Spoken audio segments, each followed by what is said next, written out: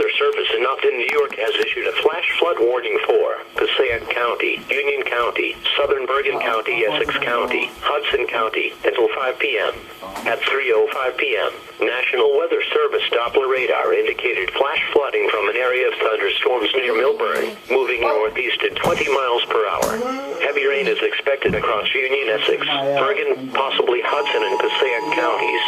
Do not drive your vehicle into areas where the water covers the roadway. Most floodwaters occur in autumn. Floodwaters are usually deeper than they appear. Just 1 foot of flowing water is powerful enough to sweep vehicles off the road. When encountering flooded roads, here we go. choice, turn around and don't drown.